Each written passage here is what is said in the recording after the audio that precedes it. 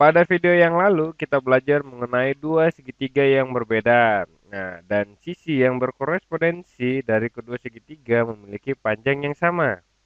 Nah, melalui sisi kita mengetahui bahwa kedua segitiga itu kongruen.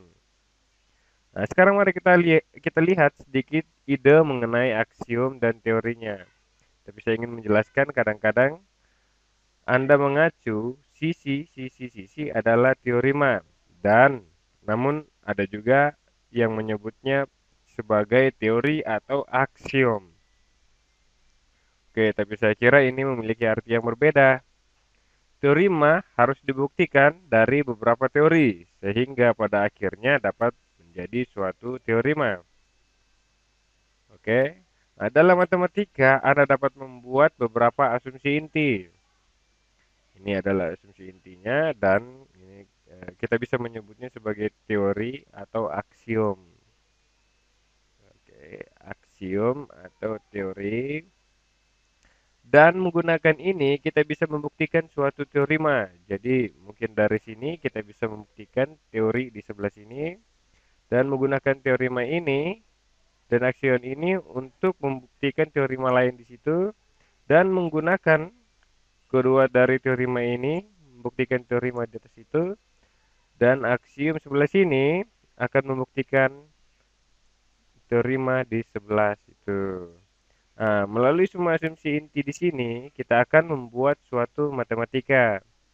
Oke, dalam kelas geometri, kita tidak membuktikan sebelumnya teorema sisi.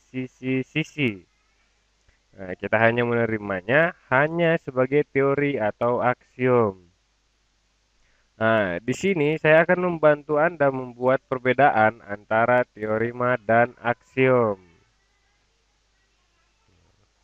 Supaya tidak membuat Anda bingung, maka saya ingin memberitahu Anda sesuatu yang sangat berguna.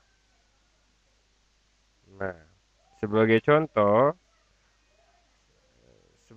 mari kita mari kita menggambar sebuah lingkaran, membuat membuat lingkaran.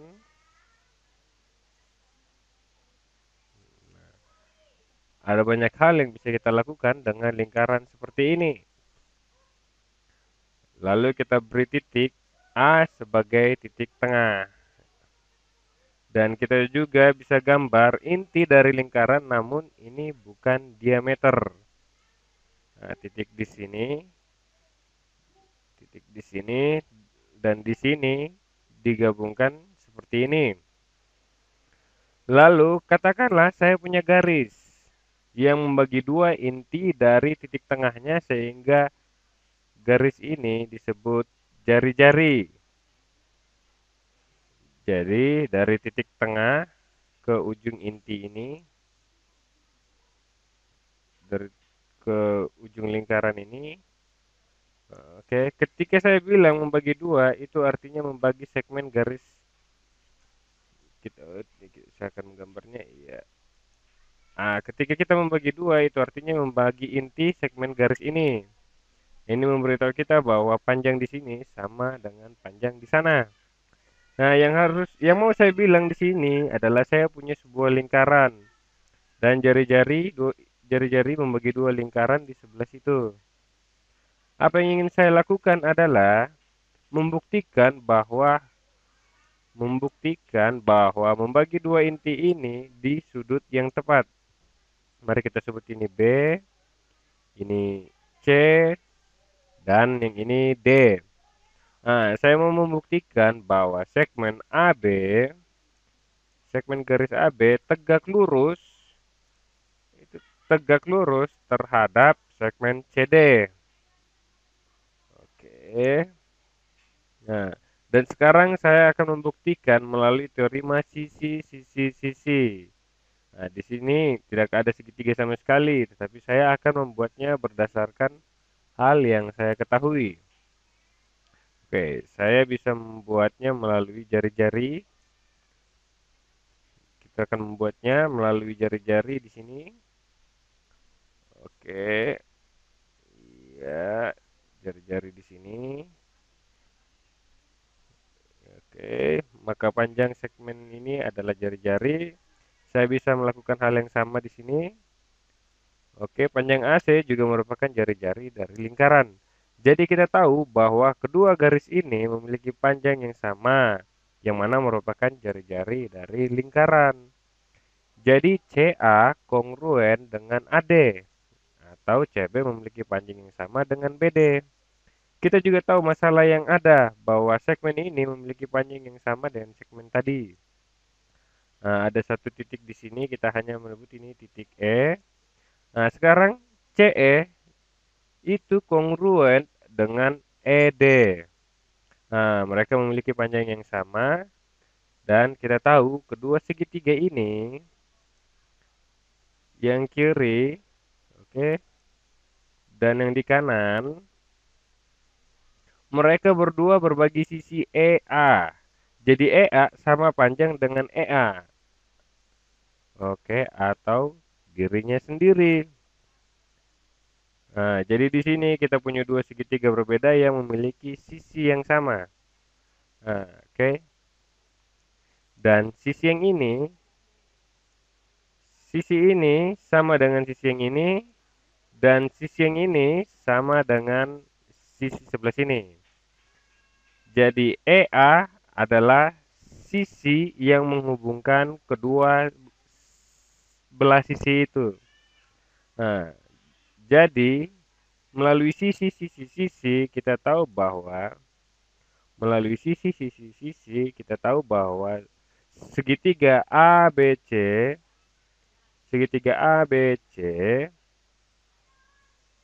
BC kongruen dengan segitiga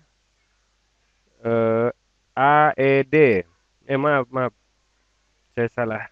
Oke, maksud saya adalah segitiga AEC. Oke, melalui sisi-sisi kita tahu bahwa segitiga AEC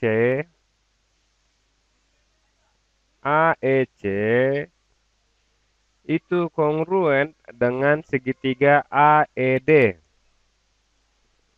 Segitiga AED.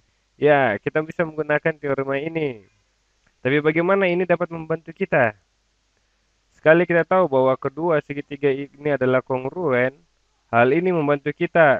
Dan kita tahu juga bahwa ini adalah sudutnya sama. Jadi ukuran dari sudut CEA, jadi ukuran besar atau besar sudut dari CEA sama dengan ukuran sudut DEA. Nah, alasan mengapa itu membantu adalah karena mereka bersifat suplementari dengan sudut lainnya. Oke, jadi kita juga memiliki ukuran segitiga CEA ditambah sudut DEA, jadi segitiga CEA adalah dari besar sudut CEE ditambah ukuran sudut DEA itu sama dengan 180 derajat. Tapi karena mereka adalah ekuivalen, maka sudut DEA dapat diganti dengan sudut CEA. Ya, jadi ini dapat ditulis 2 sudut CEA sama dengan 180 derajat. Jadi sudut CEA, jadi besar sudut CEA adalah 90 derajat. Nah, ini juga sama dengan sudut DEA. Nah, jadi kita tahu bahwa sudut di sini 90 derajat dan sudut di sini 90 derajat. Dan karena AB adalah garis pembagi antara CD, maka mereka adalah tegak lurus dan satu sama lain.